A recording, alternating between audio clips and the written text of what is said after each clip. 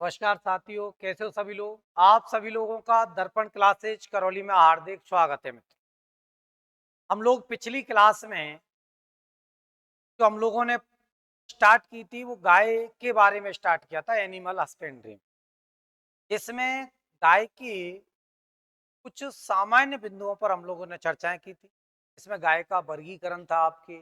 इसके अलावा गाय की कॉमन विशेषताएं, उन पॉइंटों पर भी हम लोगों ने चर्चाएं की थी। गाय की देशी नस्ल कौन सी, विदेशी नस्ल कौन सी, इसके अलावा दुधारू कौन सी है, भारवाही कौन सी है, सुप्रयोजनीय नस्ल कौन सी, उन सभी के बारे में हम लोगों ने चर्चाएं की थी। अब उसी को हम लोग आगे बढ़ाते हैं गाय के बारे में। गाय की विदेशी नस्लों के बाद हम लोग देखते हैं कुछ नस्ल ऐसी भी हैं आपकी जो क्या की गई हैं, डेवलप की गई। डेवलप कहाँ की गई हैं आपके, संकरन द्वारा डेवलप की गई हैं। एक संस्था है आपके, एनडीआरआई, राष्ट्रीय डेयरी अनुसंधान संस्थान। कहाँ पर है आपके, करनाल, हरियाणा। इस करनाल हरियाणा ने कुछ गाय की नस्लों को संकर प्रजनन द्वारा भी विकसित किया है। तो हम लोग देखते हैं कि एनडीआरआई द्वारा कौन कौन सी गाय की जो नस्ल हैं उनको संकर प्रजनन द्वारा विकसित किया गया है। राष्ट्रीय डेयरी अनुसंधान संस्थान करनाल हरियाणा द्वारा राष्ट्रीय डेयरी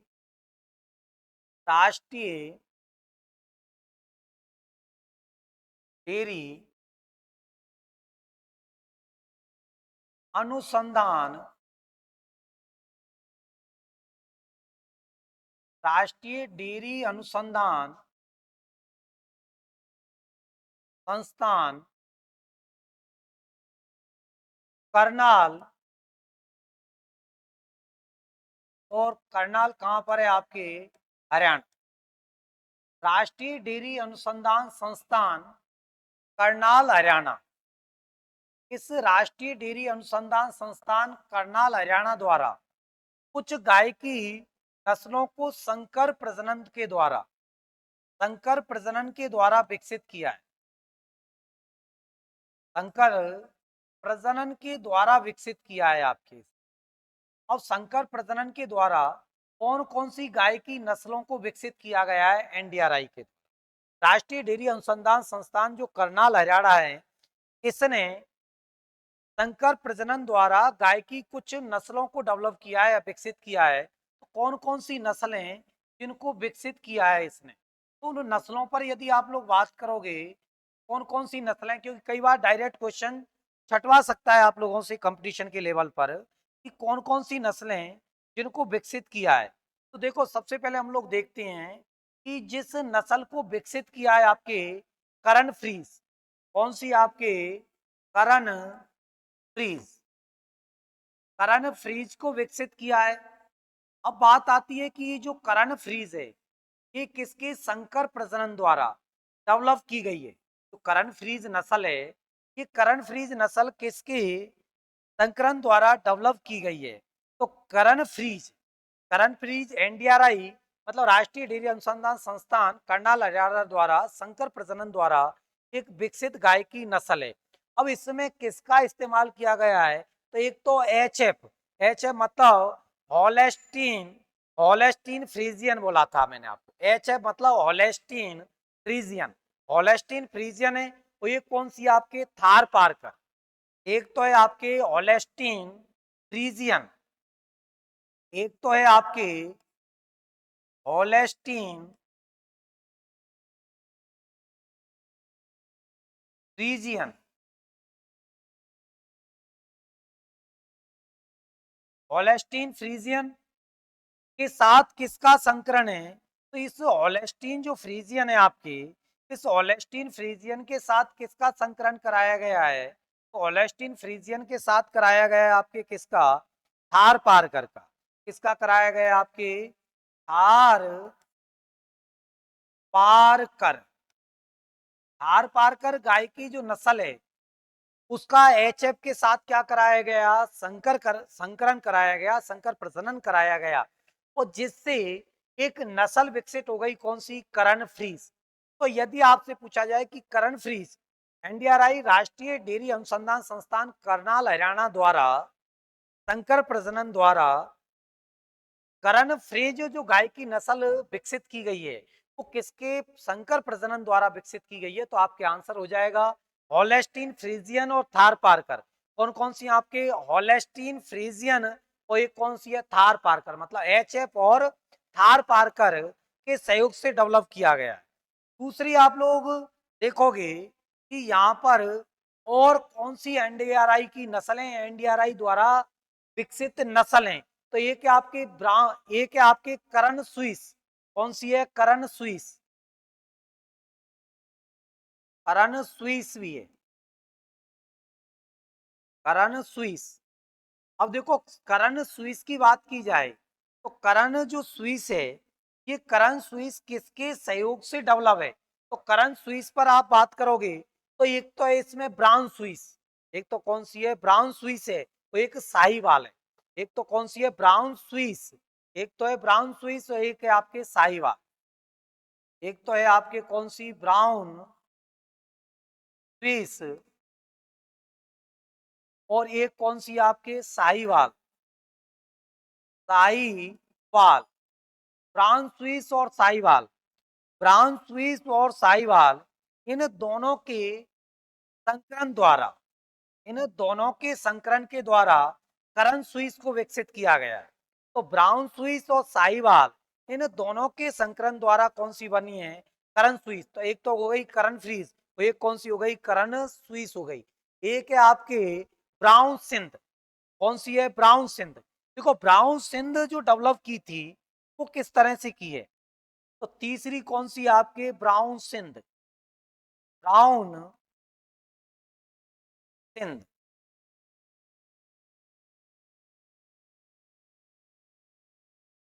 और देखो ब्राउन सिंध पर बात करोगे आप लोग तो ये ब्राउन सिंध किस तरह से विकसित की गई है? तो ब्राउन सिंध किसके संकलन द्वारा विकसित की गई है? तो ब्राउन सिंध पर आप बात करोगे तो कौन सी है?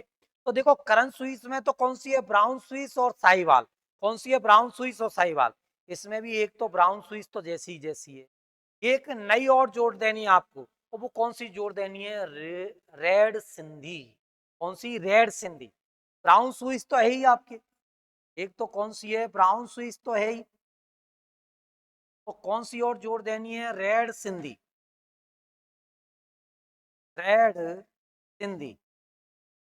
ब्राउन स्विस के साथ कौन सी जोड़ देनी है आपके रेड सिंधी और जोड़ दीजिए आप, तो रेड सिंधी। तो ये एनडीआरआई द्वारा विकसित नस्ल है, एनडीआरआई द्वारा इन नस्लों को विकसित किया गया है। जो राष्ट्रीय डेयरी अनुसंधान करनाल हरियाणा है उसके द्वारा गाय की इन नस्लों को संकर प्रजनन द्वारा विकसित किया गया है। अब संकर प्रजनन द्वारा एक तो हो गई आपके करण स्विस। तो यदि आपसे कहा जाए कि जो करण स्विस नस्ल है जो संकर प्रजनन द्वारा विकसित है वो किसके संकर प्रजनन से विकसित है? तो एच एफ और थार पारकर।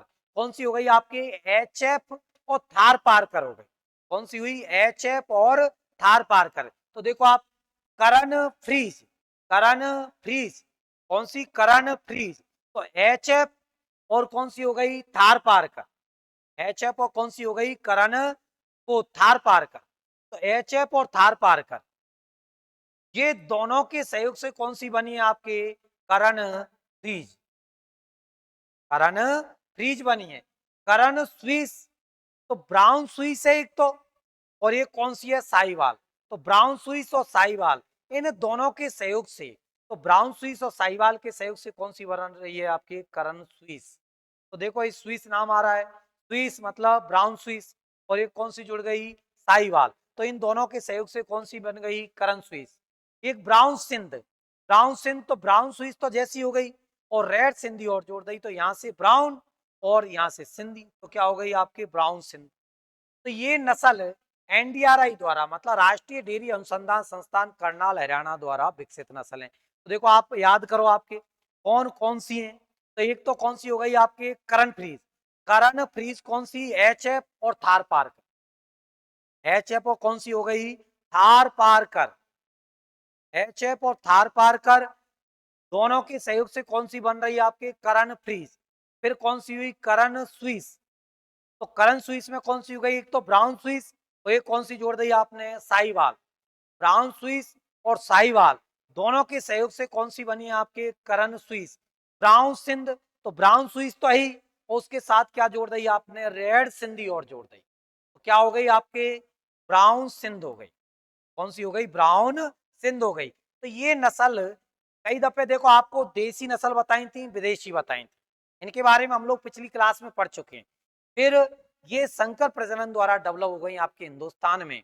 तो संकर प्रजनन द्वारा जो नस्लें बनाई गई हैं गाय की, किसके द्वारा, एनडीआरआई के द्वारा, वो नस्लें आपके क्या आपके सामने।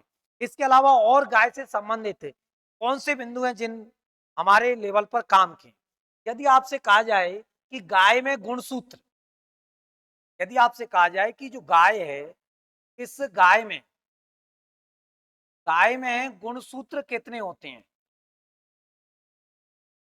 तो गाय में दुगुणित गुणसूत्रों की जो संख्या है, गाय में दुगुणित गुणसूत्रों की जो संख्या है वो कितनी पाई जाती है, तो गाय में दुगुणित गुणसूत्रों की संख्या पाई जाती है कितनी, 60। गाय में गुणसूत्र यदि आपसे पूछे जाए कितने होते हैं, तो कितने होते हैं, 60 होते हैं। तो गाय में दोगुणित गुणसूत्रों की संख्या कितनी होगी आपके, 60 होगी। तो यदि गाय में आपसे पूछा जाए कि गाय में दुगुणित गुणसूत्रों की संख्या होती है, तो दुगुणित गुणसूत्रों की संख्या कितनी होती है, मतलब 2n। दुगुणित का मतलब क्या हो गया, 2n। कि दुगुणित गुणसूत्रों की संख्या कितनी होती है, तो 60 होती है। तो गाय में दुगुणित गुणसूत्रों की संख्या कितनी हो गई, 60 गुणसूत्र होते हैं गाय में। तो गाय में दुगुणित गुणसूत्रों की संख्या हो गई 60। अब जो भारतीय गाय का वैज्ञानिक नाम क्या था, तो गाय हमारे घर की क्या है, माता। तो माता क्या हो गई, बॉस। और इंडिया की बात चल रही है तो क्या हो गई, इंडिगस। तो बॉस इंडिगस। तो भारतीय गाय का वैज्ञानिक नाम क्या हो गया, देसी गाय का वैज्ञानिक नाम क्या हो गया, बॉस इंडिगस।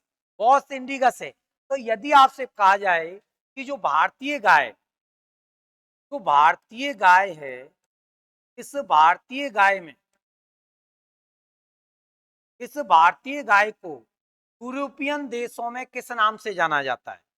यदि आपसे कहा जाए कि जो भारतीय गाय है, इस भारतीय गाय को यूरोपियन देशों में किस नाम से जाना जाता है।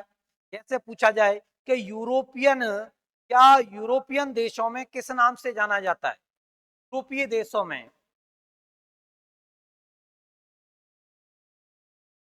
यूरोपीय देश। तो यूरोपीय देशों में इस भारतीय गाय को किस नाम से जाना जाता है। यदि आपसे कहा जाए कि जो यूरोपीय देश हैं उनमें भारतीय गाय को किस नाम से जाना जाता है, तो भारतीय गाय को कहा जाता है जेवू। भारतीय गाय को क्या कहा जाता है, जेवू। इन यूरोपीय देशों में यदि आपसे पूछा जाए भारतीय गाय को कहा जाता है, तो आंसर क्या हो जाएगा, जेवू। तो यूरोपीय देशों में भारतीय गाय को किस नाम से जानते हैं, जेबू के नाम से जानते हैं।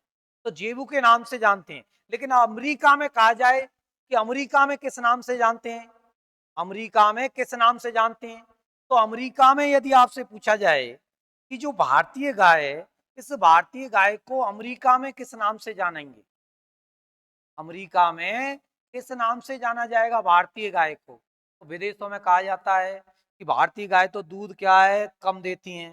भारतीय गाय दूध क्या देती हैं, कम देती हैं। कम देती हैं मतलब कप के बराबर। तो कप के क्या पियोगे, टी। क्या पीते हैं, टी। टी मतलब चाय। तो टी कप। और गाय को क्या कहते हैं आप लोग, काऊ। गाय को क्या कहते हैं, काऊ। तो टी कप काऊ, टी कप काऊ। तो यदि आपसे कहा जाए कि अमेरिका में भारतीय गाय को किस नाम से जाना जाएगा, तो आंसर क्या हो जाएगा, टी कप काऊ के नाम से जाना। अमेरिका में जो भारतीय गाय है, उस भारतीय गाय को किस नाम से जाना जाता है, तो अमेरिका में तो जाना जाता है टी कप काऊ। क्योंकि गाय अमेरिका में कहा जाता है भारतीय गाय कम दूध देती है, कितना, 1 कप के बराबर देती है। तो कप में क्या पियोगे, चाय। क्या, चाय। तो चाय को क्या कह रहे हो, टी। और कप, और किसमें, गाय, तो काऊ। तो भारतीय गाय को अमेरिका में किस नाम से जाना जाएगा, टी कप काऊ। यूरोपीय देशों में किस नाम से जाना जाएगा, तो यूरोपीय देशों में किस नाम से जाना जाता है, जेवू के नाम से जाना जाता है। गाय में दुगुणित गुणसूत्रों की संख्या कितनी होगी? तो 60। कितनी होती है आपके? 60 होती है। गाय में कितनी होती है? 60 होती है। अब बात आती है कि जो गाय की नस्ल, भैंस की नस्ल, इन नस्लों को जो प्रमाणित करता है, पंजीकरण करने का कार्य करता है, वो कौन करता है आपके? तो इनका पंजीकरण कौन करेगा? तो इनका जो पंजीकरण है, वो पंजीकरण करने का कार्य कौन करता है आपके? तो इनका जो पंजीकरण है वो कौन करता है? तो आपको लोगों को ध्यान रखना है, एनवी इसका जो पंजीकरण करता है वो कौन करता है? NVAGR, NVAGR एक संस्था है। ये संस्था भी कहां पर है आपके? करनाल, हरियाणा में। डेयरी अनुसंधान संस्थान है जो NDRI, राष्ट्रीय डेयरी अनुसंधान संस्थान है, वो भी कहां पर है आपके? करनाल, हरियाणा में। कहां पर है? करनाल, हरियाणा में। और ये जो है NVAGR, ये भी कहां पर है आपके? करनाल, हरियाणा में। ये भी कहां पर है आपके? करनाल, हरियाणा में NVGAR है। NVGAR का पूरा नाम क्या हो गया आपके? नेशनल, बताइए क्या हुआ? नेशनल। फिर बी का मतलब ब्यूरो, बी का मतलब क्या हो गया? Bureau, national bureau. तो नेशनल ब्यूरो, बी का मतलब क्या हो गया? Bureau, national bureau. फिर क्या दे रखा है? ए का मतलब एनिमल, तो नेशनल ब्यूरो ऑफ एनिमल। और जी का मतलब जेनेटिक्स, जी का मतलब क्या है? Genetics, genetic. और आर का मतलब रिसोर्सेस, आर का मतलब क्या हो गया? रिसोर्सेस, रिसोर क्या हो गया? आर का मतलब resources, resources. National bureau of animal genetic resources, ये NBAGR की फुल फॉर्म हो गई। NBAGR की क्या हो गई? फुल फॉर्म हो गई। हिंदी में क्या बोलोगे? राष्ट्रीय पशु अनुसंधान संस्थान। राष्ट्रीय पशु, हिंदी में क्या बोलोगे आप? राष्ट्रीय पशु, राष्ट्रीय पशु अनुवांशिक की, क्या? अनुवांशिक, अनुवांशिक, अनुवांशिक। तो देखो, national bureau of animal genetic resources, तो राष्ट्रीय पशु अनुवांशिक संसाधन ब्यूरो। रिसोर्सेज का मतलब संसाधन, और ब्यूरो ये रही। NVAGR ये नस्लों का क्या करती है? पंजीकरण करने का कार्य करती है। इसका काम क्या है? नस्लों का पंजीकरण करना। NVAGR का कार्य क्या है? नस्लों का पंजीकरण करना। तो गाय को, भारतीय गाय को यूरोप में क्या कहा जाता है? जेबू। अमेरिका में क्या कह रहे हो? Tea cup cow. अमेरिका में क्या कह रहे हो? Tea cup cow. गाय की नस्ल का पंजीकरण या पशुओं की, जंतुओं की नस्लों का जो पंजीकरण करने का कार्य है वो कौन सी संस्था करती है? तो NBAGR करती है। NBAGR का पूरा नाम क्या हो गया? National bureau of animal genetic resources. ऐसी चीजों का ध्यान रखना फुल फॉर्म का। NDRI की फुल फॉर्म है, NVAGR की फुल फॉर्म है, क्योंकि इस तरह की फुल फॉर्म आप लोगों के लेवल पर पूछी जा सकती हैं एग्जामों में। इस तरह की चीजें पूछी जा सकती हैं, इसलिए आप लोगों को विशेष ध्यान रखना है इनका, विशेष ध्यान रखना है आपको, क्योंकि कई बार हम लोग इन चीजों को क्या है? छोटे में ले जाते हैं, कई बार हम लोग छोटे में ले जाते हैं और इसके कारण क्वेश्चन गड़बड़ कर जाता है मित्रों। इसलिए मित्रों विशेष ध्यान रखना है आप लोगों को पढ़ते समय इस तरह की छोटी छोटी चीजों का, क्योंकि इसी तरह की क्वेश्चन पूछे जाएंगे आपको एनिमल हस्बेंड्री से।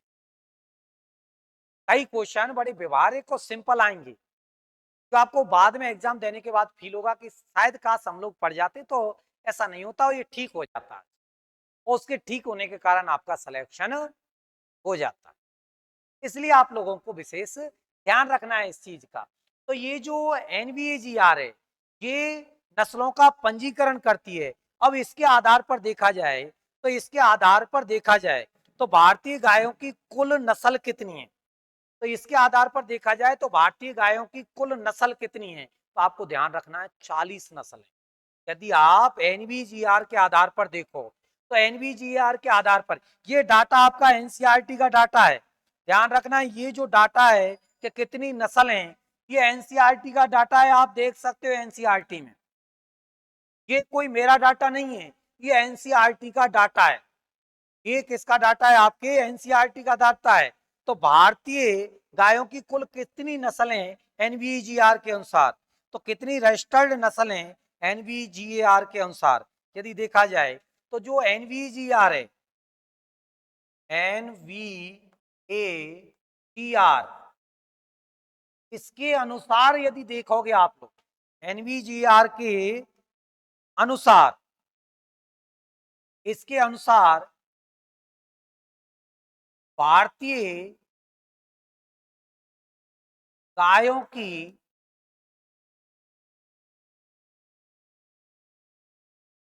कुल नस्लें, तो इसके अनुसार भारतीय गायों की कुल नस्ल कितनी है? तो 40 नस्ल रजिस्टर्ड है। इसके अनुसार 40 नस्ल रजिस्टर्ड हैं एनवीजीआर के अनुसार। भारतीय गायों की कुल कितनी नस्लें एनवीजीआर के अनुसार, तो आप लोगों को ध्यान रखना है एनवीजीआर के अनुसार कितनी नस्ल रजिस्टर्ड हैं। तो आप लोगों को ध्यान रखना है कुल कितनी नस्ल रजिस्टर्ड हैं, तो 40 नस्ल रजिस्टर्ड है एनवीजीआर के अनुसार। तो भारतीय गायों की कुल कितनी नस्ल रजिस्टर्ड है एनवीजीआर के अनुसार, तो 40 नस्ल रजिस्टर्ड है।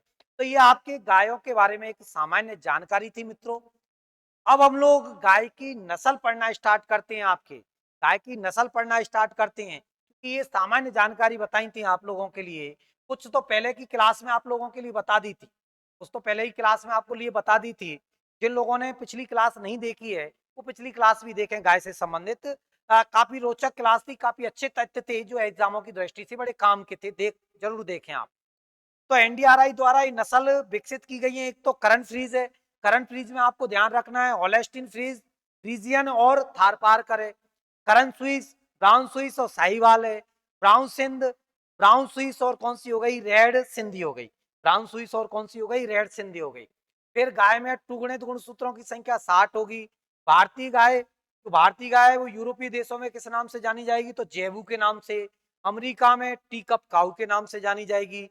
ये गाय पशु या जंतुओं की जो नस्लों का पंजीकरण रजिस्ट्रेशन करने का कार्य कौन सी संस्था करती है? तो एनवीएजीआर करती है, national bureau of animal genetic resources, राष्ट्रीय पशु अनुवांशिकी संस्थान ब्यूरो करती है। अब एनवीएजीआर के अनुसार भारतीय गायों की कुल कितनी नस्ल हैं? तो आपका आंसर कितना हो जाएगा? 40। तो यदि आपके दिमाग में आ रहा हो कि एनवीएजीआर का मुख्यालय कहां पर है, ये कहां की संस्था है, तो एनडीआरआई कहाँ की है? करनाल की। तो एनवीजीआर भी कहाँ की है? करनाल की। तो ये जो संस्था है, यदि आपसे पूछा जाए ये संस्था कहाँ की है, तो ये संस्था कहाँ पर है? ये संस्था एनवीजीआर जो आप लोग पढ़ रहे हो, इस संस्था कहाँ पर है? तो यदि कहाँ पर है तो ये कहाँ पर है? आपके करनाल। कहाँ पर है? आपके करनाल। करनाल कहाँ है? हरियाणा।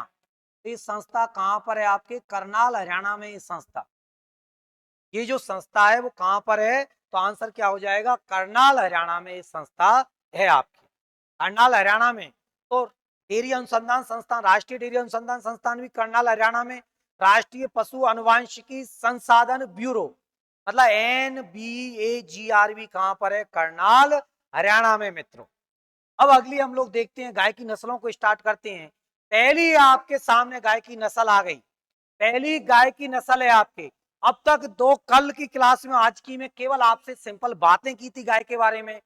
गाय का वर्गीकरण बताया था मैंने आपको, कौन सी गाय देसी है, कौन सी विदेशी है, कौन सी एनडीआरआई के द्वारा डेवलप है। इसके अलावा कौन सी नस्ल दुधारू है आपके, ये भी बताया था। कौन सी दो प्रयोजनी है, कौन सी बारवाही नस्ल है, इसके बारे में भी आप लोगों से चर्चाएं की थी। अब हम लोग स्टार्ट करते हैं। आ गई आपके सामने पहली नस्ल गाय की, गिर नस्ल। पहली नस्ल आई है आपके गाय की, कौन सी? गिर नस्ल। अब हम लोग गिर पर बात करते हैं कि गाय की जो गिर नस्ल है, गाय की कौन सी नस्ल? जो गिर नस्ल है गाय की। इस गिर नस्ल का यदि उत्पत्ति स्थल देखा जाए तो जो गिर नस्ल है इस गिर नस्ल का उत्पत्ति स्थल कहाँ है? उत्पत्ति स्थल पर यदि आप लोग बात करो कि जो गिर नस्ल है, इस गिर नस्ल का उत्पत्ति स्थल, उत्पत्ति स्थल मतलब ये गाय कहां से, मूल स्थान कहाँ है इस गाय का, उत्पत्ति स्थल कह सकते हो या आप लोग क्या कह सकते हो, मूल स्थान। इस गाय का मूल स्थान कहां पर है, गिर का? तो गिर का देखो मूल स्थान कहां पर है, तो गिर का मूल स्थान, तो गिर का मूल स्थान कहां पर है आपके, तो गिर का मूल स्थान है गुजरात। लेकिन गुजरात में भी एक क्षेत्र है, कौन सा? काठियावाड़ वन क्षेत्र, काठियावाड़। गुजरात में भी कौन सा है आपके? काठियावाड़, काठियावाड़, काठियावाड़ वन क्षेत्र है। इससे इसकी क्या मानी जाती है, उत्पत्ति मानी जाती है इस स्थान से, इस स्थान से इसकी क्या मानी जाती है, गिर की उत्पत्ति मानी जाती है। तो यदि आपसे पूछा जाए कि गिर का मूल स्थान कहाँ है या इसकी उत्पत्ति, तो उत्पत्ति या मूल स्थान यदि आपसे पूछा जाए तो मित्रों कौन सा हो जाएगा? काठियावाड़ वन क्षेत्र, काठियावाड़ हो जाएगा, जो कहां पर है? गुजरात में। काठियावाड़ कहां पर है आपके? गुजरात में। काठियावाड़ कहाँ है? गुजरात। तो गिर, गिर कहां? काठियावाड़। काठियावाड़ कहां? गुजरात। गिर काठियावाड़, गिर काठियावाड़, बार बार ऐसे उच्चारण करो, याद चुटकियों में होगा। गिर काठियावाड़, गिर का कहाँ है? काठियावाड़, काठियावाड़ गुजरात। गिर कहाँ? काठियावाड़, काठियावाड़ कहाँ? गुजरात। गिर कहाँ है? काठियावाड़, काठियावाड़ कहाँ? गुजरात है आपके। फिर उसके बाद देखो आप लोग इसका विस्तार, यदि इस नस्ल का विस्तार देखा जाए, इस नस्ल का विस्तार कहां पर है, विस्तार क्षेत्र देखा जाए, ये नस्ल कहां कहां तक फैली हुई है आपकी, तो ये जो विस्तार क्षेत्र है बिल्कुल ऑथेंटिक डाटा है, एकदम एनसीईआरटी के ऑथेंटिक डाटा है, किसी भी प्रकार का कोई विवादित डाटा नहीं है आपके सामने, एकदम ऑथेंटिक डाटा है एनसीईआरटी का। बिल्कुल कभी भी आप लोगों को जरूरत पड़ती है कोर्ट में रेट लगा सकते हो एनसीईआरटी के द्वारा, बिल्कुल ऑथेंटिक डाटा है एनसीईआरटी का, आप लोगों के लिए ऑथेंटिक डाटा पढ़ाया जा रहा है, ऐसा नहीं कि कोई टप्पेबाजी का पढ़ाया जा रहा है, बिल्कुल एकदम ऑथेंटिक डाटा आप लोगों के लिए पढ़ाया जा रहा है। जो एनसीईआरटी कहती है वो एकदम ऑथेंटिक डाटा आप लोगों के लिए पढ़ाया जा रहा है, आप लोगों तक पहुंचाया जा रहा है। देखो इसका विस्तार यदि देखा जाए तो इसका विस्तार कहां कहां पर है, तो एक तो गुजरात में है और एक कहां पर है आपके? राजस्थान में। गुजरात में तो इसका उत्पत्ति स्थल है ही, लेकिन गुजरात में और कहां कहां ये पाई जाती है, गुजरात में इसके अलावा और कहां कहां ये नस्ल पाई जाती है, और एक इसका विस्तार कहां पर देखा जाता है आपके? राजस्थान में भी देखा जाता है मित्रों, कि राजस्थान में ये नस्ल कहां पर है, तो गुजरात में कहां पर है। तो देखो हम लोग जब विस्तार पर बात करते हैं तो गुजरात में ये नस्ल कहां कहां पाई जाती है, तो गुजरात में ये है जूनागढ़, भावनगर, और कहां पर? अमरेली में। कहां कहां पर है आपके? जूनागढ़, जूनागढ़ है। इसके अलावा जूनागढ़ के अलावा कहाँ है? भावनगर में है, जूनागढ़, भावनगर में ये नस्ल पाई जाती है। तो जूनागढ़, भावनगर, और कौन सा है आपके? तो जूनागढ़, भावनगर, अमरेली, जूनागढ़, भावनगर और अमरेली। कौन सा? अमरेली, अमरेली, जूनागढ़, भावनगर और कौन सा हो गया? अमरेली।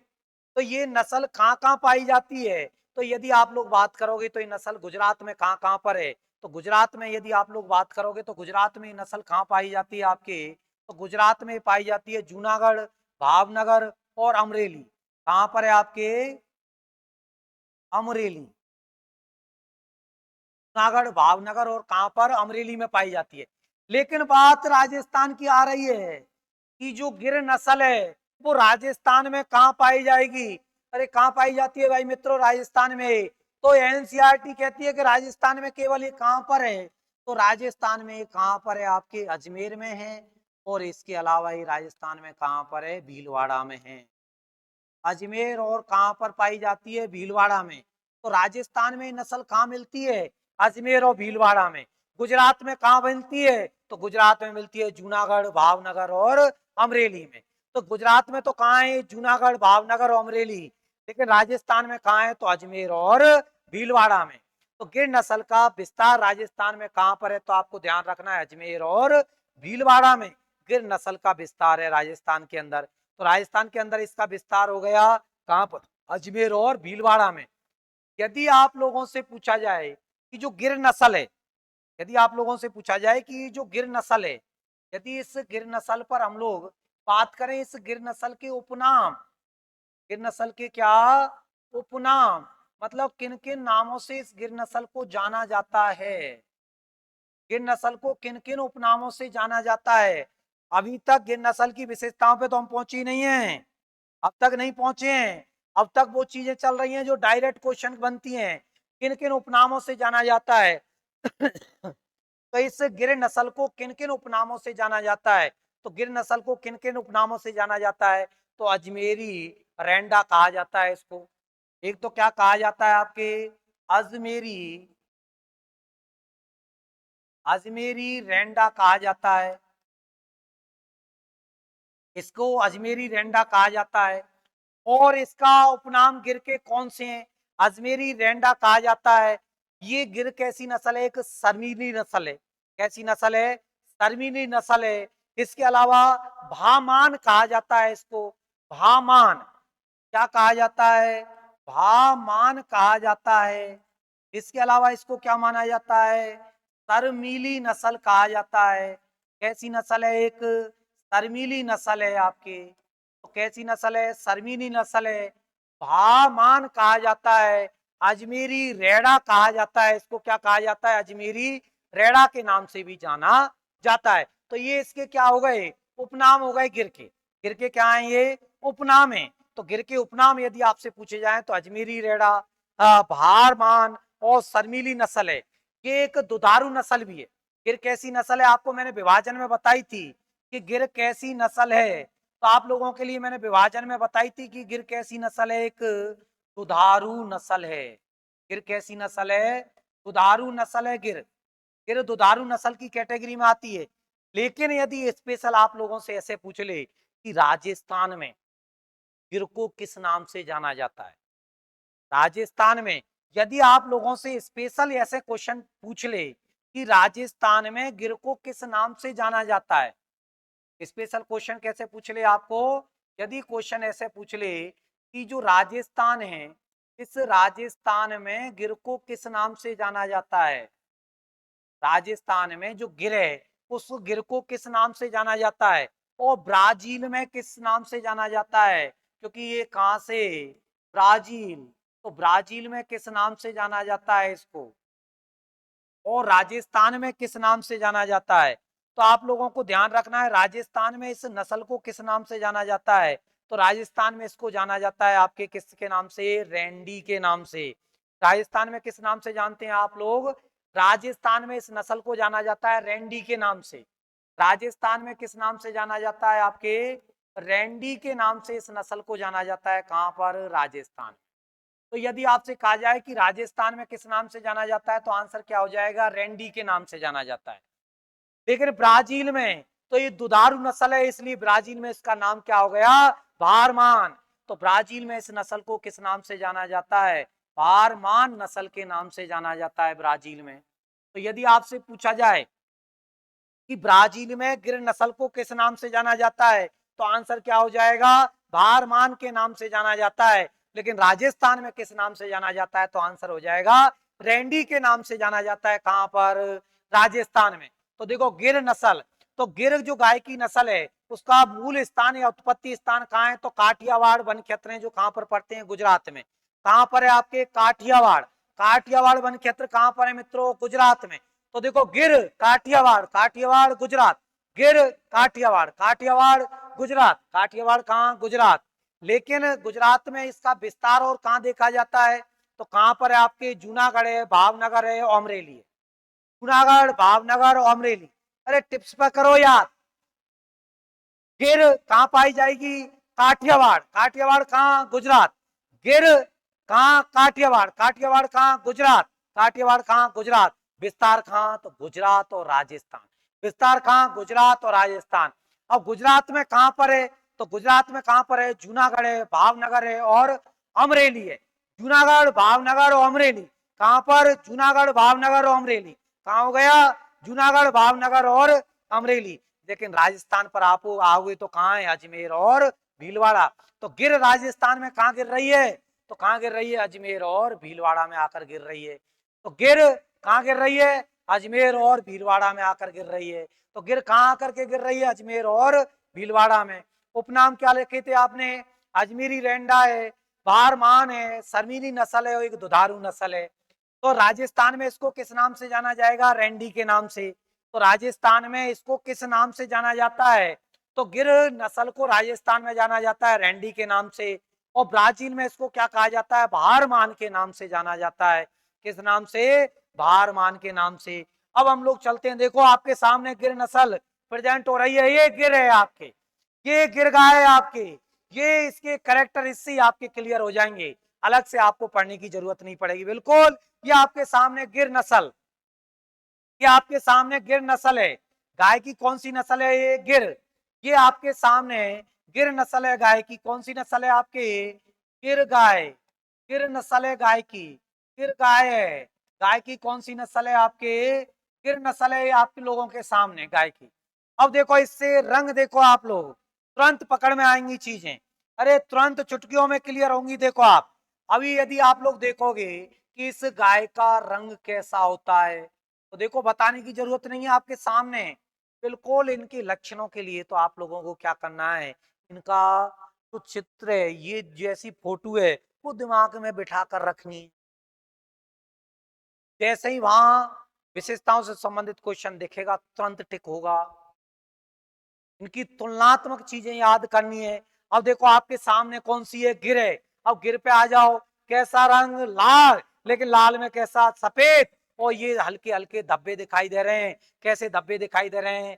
कत्थाई और काले सफेद, कत्थाई और काले सफेद। तो रंग कैसा हो गया? लाल सफेद। रंग कैसा हो गया आपके? तो रंग कैसा हो गया? लाल सफेद। कैसा रंग है? लाल सफेद। तो रंग यदि पूछा जाए कैसा हो जाएगा? लाल सफेद। लेकिन लेकिन इसके साथ में लाल सफेद तो है, लेकिन आप लोग देख रहे हो काले काले से धब्बे, मतलब कत्थाई काले धब्बे। कैसा? काले कत्थाई व सफेद धब्बे हैं। कैसे हैं? काले कत्थाई, काले कत्थाई व सफेद, काले कत्थाई व सफेद धब्बे, काले कत्थाई व सफेद धब्बे पाए जाते हैं। तो कैसे? काले कत्थाई और सफेद धब्बे पाए जाते हैं। तो रंग कैसा हो गया? तो रंग कैसा हो गया? देखो लाल सफेद हो गया, काले कत्थे और सफेद क्या पाए जाते हैं? धब्बे पाए जाते हैं, रंग हो गया। अब देखो हम शरीर के बारे में बात करते हैं कि ये दिखाई कैसी दे रही है। तो शरीर से कैसी दिखाई दे रही है आपको? बताइए, शरीर से कैसी दिखाई दे रही है? आपके सामने है। शरीर से कैसी दिखाई दे रही है? बिल्कुल दिमाग में लाओ, कैसी दिखाई दे रही है? मजबूत, सुडौल, सुडौल। और कैसी दिखाई दे रही है? भारी। शरीर से कैसी है? सुडौल और भारी। तो ये नस्ल शरीर से कैसी होगी? सुडौल, भारी। रंग कैसा हो गया? लाल सफेद, लेकिन बीच बीच में काले कत्थाई और सफेद क्या है? धब्बे हैं। अब बात आ जाती है, देखो आगे बात करो कान पर। तो हम लोग देखो कान पर देखें तो कान कैसे हैं इसके? आ जाइए, कान,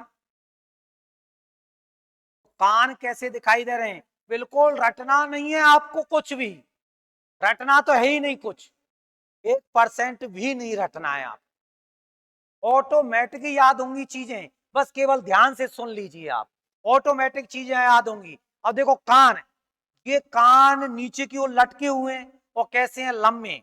तो लंबे व नीचे की ओर लटके हुए। तो कान यदि पूछे जाए तो कान कैसे हैं? लंबे,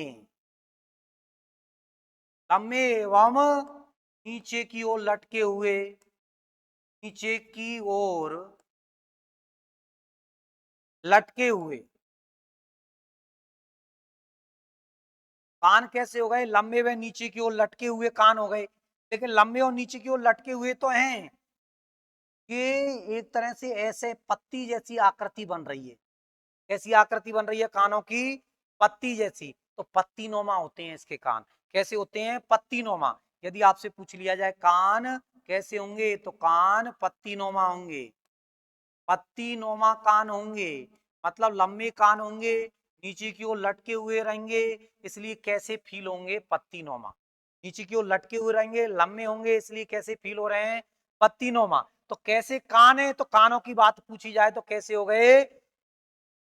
लंबे, नीचे की ओर लटक गए, और इसलिए कह दिया आपने कैसे दिखाई दे रहे हैं? पत्तीनुमा। तो कान कैसे हो गए आपके? पत्तीनुमा। अब यहां आ जाओ, देखो ये माथा है इसका, माथा है या नहीं? तो देखो माथा कैसा दिखाई दे रहा है, चलो बताओ आप, माथा कैसा दिखाई दे रहा है इसका?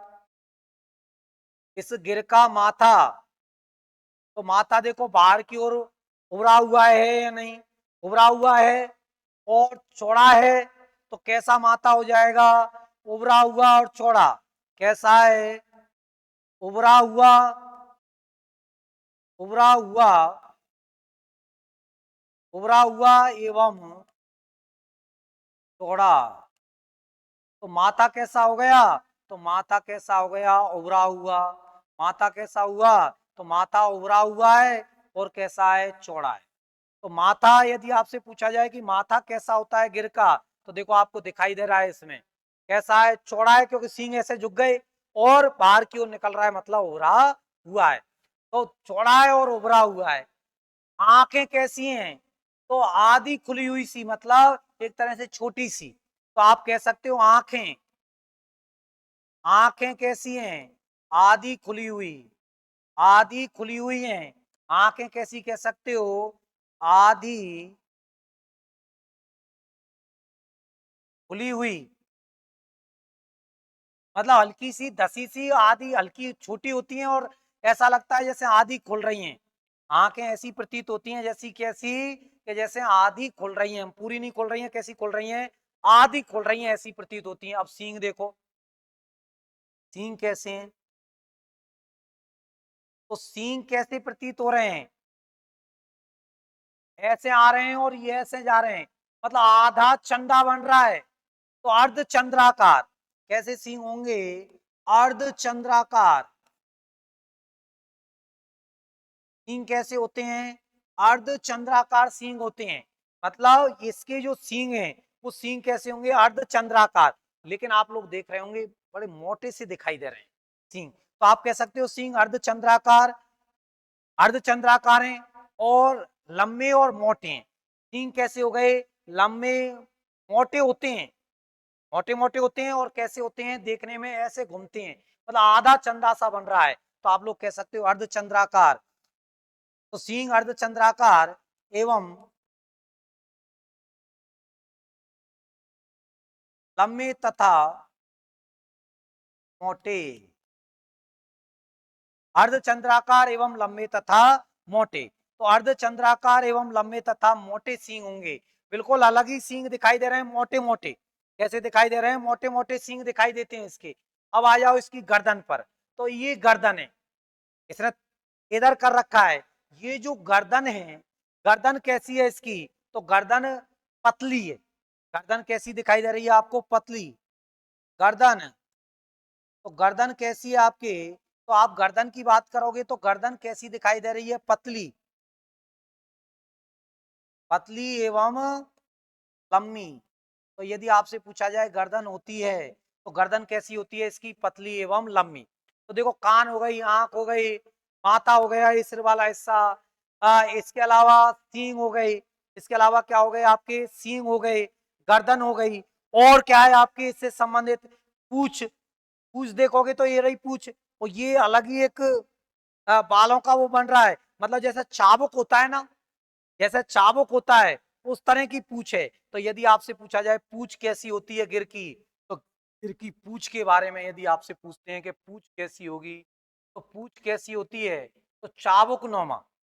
पूछ कैसी होगी इसकी? चाबुक नौमा, चाबुक नौमा पूछ होगी। चाबुक नौमा पूछ हो रही है आपकी, तो पूछ कैसी है आपके? चाबुक नौमा है। इसके अलावा इस गिर का जो अयन है वो पीछे की ओर, पीछे तक होता है, तो अयन पीछे तक फैला हुआ होता है। तो गिर का जो अयन है वो अयन कहां तक? पीछे तक फैला हुआ होता है। तो अयन पीछे तक फैला हुआ होता है। आयन है वो पीछे तक फैला हुआ होता है। तो गिर में आयन कहां तक फैला हुआ होगा? पीछे तक फैला हुआ होता है आयन। तो गिर में आयन पीछे तक फैला हुआ होता है। अब ये जो गिर नस्ल है वो भारी तो नस्ल है, तो यदि इसके भार पर बात की जाए गिर के पर, तो गिर के भार पर यदि हम लोग बात करें तो जो मादा है उस मादा का भार कितना होगा, और गिर में जो नर है उस नर का भार कितना होगा, दोनों पर हम लोग बात करते हैं कि इसमें मादा का भार कितना होगा और नर का कितना होगा। तो लगभग मादा का होता है आपके 380 से 450 के एरफेर में, 380 से 450 के एरफेर में होता है। 380 से 450, 380 से 450 किलोग्राम के करीब होता है, केजी के। और जो नर है इस नर का भार होता है लगभग तो 550 से 600 किलोग्राम के करीब होता है नर का। तो लगभग मादा का भार होता है 380 से 450 केजी के करीब, क्योंकि नर का 400 वो 550 से 650 किलोग्राम के करीब, वो किलोग्राम के करीब होता है, केजी के करीब होता है। अब बात आती है कि ये जो नस्ल है ये दूध के मामले में कैसी है। ये जो नस्ल है ये नस्ल दूध के मामले में क्या मामला है इसका, दूध के मामले में कैसी है नस्ल। यदि हम लोग देखें कि ये जो नस्ल है गिर वाली, ये दूध के मामले में कैसी है, कितना दूध देती है। यदि दूध के मामले में देखा जाए कि जो गिर नस्ल है ये कितना दूध देती है, तो एक तो दूध के मामले में देखना है, और ये एक हमें देखना है बसा के मामले में कि इससे बसा कितना प्राप्त होता है। एक तो क्या देखना है कि दूध कितना प्राप्त होता है प्रति ब्यात, तो एक देखना है कि बसा कितना प्राप्त होता है प्रति ब्यात। तो लगभग दूध की यदि आप लोग बात करोगे तो लगभग दूध प्राप्त होता है 1500 से 1800 लीटर प्रति ब्यात। लगभग 1500 से 1800 लीटर प्रति ब्यात होता है। और इसके दूध में लगभग बसा कितना होगा, तो लगभग 4.5%, 4.5% के करीब इसमें क्या होता है, बसा होता है। लगभग 4.5% के करीब क्या होता है, बसा होता है। दूध लगभग 1500 से 1800 लीटर प्रति ब्यात दूध पाया जाता है। भार मादा का होगा 380 से 450, नर का 550 से 650। आयन पीछे तक होता है आपके, और पूछ चाबुकनुमा होती है। पूछ कैसी होगी, चाबुकनुमा। तो ये आपकी गिर है। तो देखो गिर नस्ल, तो गिर नस्ल में चलोगे आप लोग, देखो गिर नस्ल आपको कुछ नहीं करना है, गिर में करना क्या है देखें आप लोग। तो गिर नस्ल, तो गिर कहाँ मूल स्थान, तो काठियावाड़। काठियावाड़ कहाँ, गुजरात। तो गिर काठियावाड़, काठियावाड़ कहाँ, गुजरात। गिर गुजरात, गुजरात का कौन सा, काठियावाड़। गुजरात का कौन सा, काठियावाड़ हो गया। गुजरात का कौन सा हो गया, काठियावाड़। विस्तार देखोगे तो कहाँ है, गुजरात और राजस्थान। विस्तार कहाँ, गुजरात और राजस्थान। राजस्थान में आप आओगे तो गुजरात से, तो गुजरात से कहाँ पलायन करेगी, अजमेर और भीलवाड़ा में। तो राजस्थान में कहाँ हो गया, अजमेर और भीलवाड़ा। राजस्थान में कहाँ हो गया, तो राजस्थान में हो गया अजमेर और भीलवाड़ा। बोलो याद करो, राजस्थान में कहाँ हो गया, अजमेर और भीलवाड़ा। गुजरात में, तो गुजरात में कहाँ हो गया, जूनागढ़, भावनगर, अमरेली। कहाँ हो गया, जूनागढ़, भावनगर और अमरेली। मूल स्थान कहाँ हो गया, तो काठियावाड़। काठियावाड़ कहाँ पड़ेगा, गुजरात में। काठियावाड़ कहाँ पड़ेगा, गुजरात में। अब बात आती है राजस्थान में गिर को किस नाम से जानोगे, तो रैंडी के नाम से। तो राजस्थान में गिर को किस नाम से, रैंडी के नाम से। ब्राजील में किस नाम से जाना जाता है, तो भारमान के नाम से। तो ब्राजील में किस नाम से हो गया, भारमान के नाम से। और राजस्थान में रेडी के नाम, रैंडी के नाम से जाना जाता है। उपनाम कौन से हो गए, तो अजमेरी रैंडी हो गया, भारमान हो गया, सरमीनी नस्ल है। इसके अलावा कैसी नस्ल है, दुधारू नस्ल है। कैसी नस्ल है, दुधारू है आपके। गिर के बारे में आप लोगों ने देखा। इसके अलावा देखो गिर की स्थिति देखी जाए रंग और रूप में, तो गिर कैसी दिखाई दे रही है, तो देखो कैसी दिखाई दे रही है, लाल सफेद। लेकिन लाल सफेद पर कैसे धब्बे, तो लाल कत्थाई धब्बे, लाल कत्थाई और सफेद धब्बे, लाल कत्थाई और सफेद धब्बे हैं। शरीर कैसा है, सुडौल और भारी शरीर है, मजबूत और भारी शरीर है। कान कैसे हैं, लंबे नीचे की ओर लटके हुए, मतलब कैसे दिखाई दे रहे हैं, पत्ती जैसे। कैसे कान है, पत्ती जैसे। माथा एरा, तो सिर कैसा, तो सिर उभरा हुआ है, चौड़ा है, क्योंकि सींग ऐसे बिखर गए तो सिर चौड़ा है। सींग कैसे हैं, अर्धचंद्राकार, ऐसे आधा चंदा मामा जैसा है आपके, अर्धचंद्राकार सींग है। तो आधा चंदा मामा किसमें, गिर में। आधा चंदा मामा कहाँ, गिर में। अर्धचंद्राकार कहाँ पर, गिर में। किसमें, आपके गिर में। तो सींग अर्धचंद्राकार किसके हैं, गिर के। मतलब लंबे और कैसे हैं, मोटे हैं। लंबे हैं और मोटे हैं, लेकिन चंदे की तरह, मतलब आधा घूम गया है, तो अर्धचंद्राकार बन गया आपके। आंखें कैसी हैं, ऐसा लग रहा है जैसे आंख खुली नहीं है इसकी, हल्की आंख को, ऐसा लगता है जैसे आंख बंद हो, खुली नहीं हो प्रॉपर, तो आधी खुली हुई आंख कहते हैं इसलिए इसको। इसके अलावा सींग अर्धचंद्राकार हो गए। गर्दन कैसी है, तो लंबी है और पतली है। गर्दन कैसी है, लंबी और पतली है आपके गिर की गर्दन। पूंछ चाबुकनुमा है। इसके अलावा भार 380 से 450, नर में 550 से 650। दूध का ध्यान रखना है, कितना देती है, 1500 से 1800 लीटर प्रति ब्यात देती है। गारू नस्ल है तो 1500 से 1800 लीटर प्रति ब्यात दूध देती है कौन सी, गिर। तो गिर कितना दूध देगी, तो 1500 से 1800। और बसा कितना होगा, तो 4.5%। बसा कितना होगा, 4.5% होगा। तो ये मित्रों गिर को लेकर था आपके। आप सभी लोगों का बहुत बहुत धन्यवाद। जय हिंद, जय भारत मित्रों। इसी तरह से आप लोगों को लिए आगे गाय की नस्लें मिलती रहेंगी। अगले लगातार आप क्लासों से जुड़े रहें। दर्पण क्लासेज करौली के नाम से आपके प्ले स्टोर पे ऐप भी मिल जाएगा आप लोगों को। यूट्यूब चैनल भी है आपके दर्पण क्लासेज करौली के नाम से। यदि आप लोगों को ये क्लासें पसंद आ रही हो, क्योंकि सभी सब्जेक्टों की क्लासें इस चैनल पर उपलब्ध है विधिवत रूप से, ये क्वालिटी के साथ, ऐसा नहीं टाइम पास हुआ हो आपके साथ, ये क्वालिटी के साथ आप अन्य लोगों से मैच करके देखना, क्लासों से अन्य लोगों की से बेहतर क्वालिटी मिल रही होगी आप लोगों के लिए दर्पण क्लासेज करौली के यूट्यूब चैनल पर। चाहे आप किसी भी क्लास को उठाकर देख लीजिए, चाहे जीके हो, चाहे जनरल साइंस हो, चाहे आपके मैथ हो, रीजनिंग हो, ये एनिमल हस्बेंड्री हो, इंग्लिश हो, हिंदी हो, सब एक से एक बेहतर मिल रही होगी आपके, क्योंकि सभी अनुभवी फैकल्टी एक ही मंच के नीचे है मित्रों। इसलिए इस चीज का आप लोग फायदा लें और अपनी सफलता, आपका जो लक्ष्य है, आप जिसमें सफल होना चाहते हैं, उसके मार्ग को आसान बनाइए, अपने लक्ष्य के मार्ग को आसान बनाइए दर्पण क्लासेज करौली के साथ जुड़ करके। यदि आपको ऐसा लगता है कि मैटर अच्छा क्वालिटी वाला है, तो आप चैनल को और क्लासों को ज्यादा से ज्यादा लोगों तक शेयर करें, जिससे आपके मित्र, परिवार, दूर दराज इलाकों में बैठे हुए लोग इस चीज का फायदा ले सकें और वो भी नौकरी लग सकें। बहुत बहुत धन्यवाद आप सभी लोगों के लिए। जय हिंद, जय भारत मित्र।